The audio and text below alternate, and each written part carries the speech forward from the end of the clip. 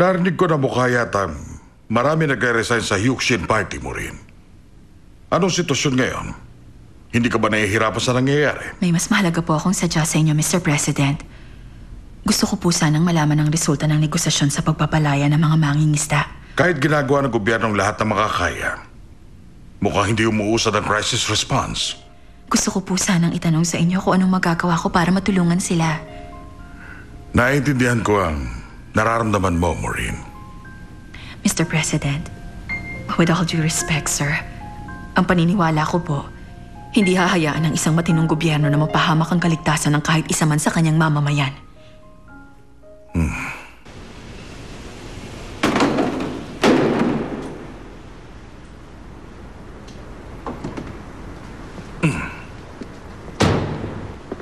Congressman O!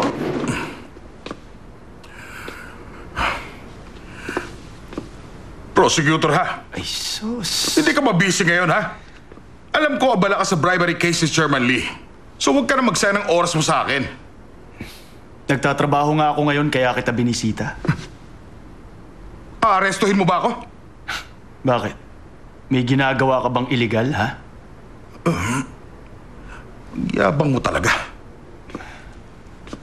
Congressman O, sa mahabang panahon na naging driver ka ni Congressman Lee, marami ka ng Apple boxes na dineliver, di ba? Anong Apple boxes? Anong sinasabi mo dyan? Yung may lamang suhol na pera. Nakalimutan mo na? Yung libo-libong Apple boxes na binabiyahe mo mula sa Sano Group na naglalaman ng milyones para kay Congressman Lee. Hindi mo na ba naaalala yon? Mabubungkal ko din ang katotohanan dyan. Prosecutor, ha? Hindi ako under investigation kaya hindi ako obligado sagutin ka. Hindi magtatagal at sisingaw din yan, Congressman O. At pagdating ng oras na yon, babalikan kita... Lagi ka naman nakapuntot, ha? Pwede ba? Ha? Huwag ka na bumalik dahil binabangungot na ako sa'yo, eh! Sandali. May kaibigan ako. Namimiss ka na daw niya, eh. Jomar! Ano ba? Jomar! Mahilig magtago tong loko na to, eh. Jomar! Oh, Jomar, Sira halika ulo niya, nga! nakapal talaga ng mukha niya. Nasaan na yan? Wala naman si Jomar, eh.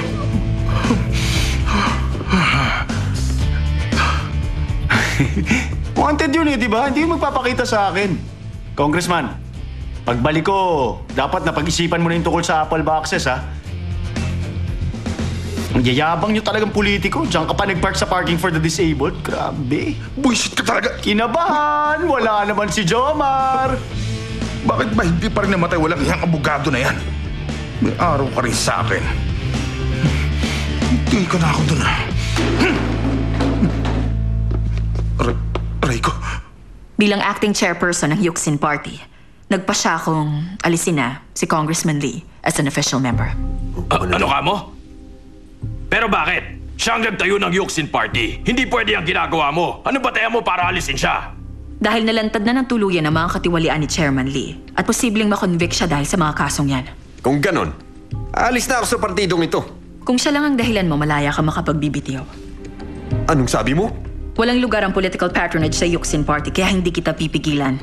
Kung hindi kayo naririto para sa pagbabago ng sistema, hindi ko kayo pipigilang mag-resign. Kung ganon, mag-isa ka sa partidong ito. Hindi namin gusto ang sistemang ganito. Umalis na tayo!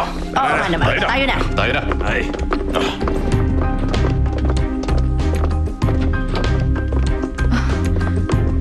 Pero madam, tama ba ang ganito? Kung nasa iisa kayong bangka pero iba-iba ang gusto ninyong direksyon, wala kayong mararating at lulubog lang kayo. Mas mabuti nang harapin ang lahat ng ganito. Nangyari na ang inaasahan. Iniwan na si Maurice sa iyo ng karamihan ng mga miyembro nila. At marami sa nag-resign. Talagang nag-signify ng intention na bumalik sa party natin. Di ayos kung ganon. Bakit? Ayaw ba natin ng ganon? Mas malaki ang partido. Dapat nga, tungkulin mo yun eh. Internal affairs Alam ka. mo, kahit magmakawa sila tanggapin natin, hindi yan po pwede. Eh, paano umingi pa yan ng mga posisyon sa partido? Ha? Ay, madali lang yan. Eh di ba permahin mo na kasulatan na walang ganon, tapos saka mo sila ulit tanggapin lahat. Oo nga diba? Kapag nagsimula na ang campaign sa susunod na taon, araw-araw magbabago ang public opinion. Maraming mga usapin na sasagutin natin. Ang kailangan natin ay mga tao maasahan at may matibay na paninindigan. Kung ganon, imbis na sa Yukshin Party, Mas mabuting humanap tayo ng bagong dugo at bagong muka.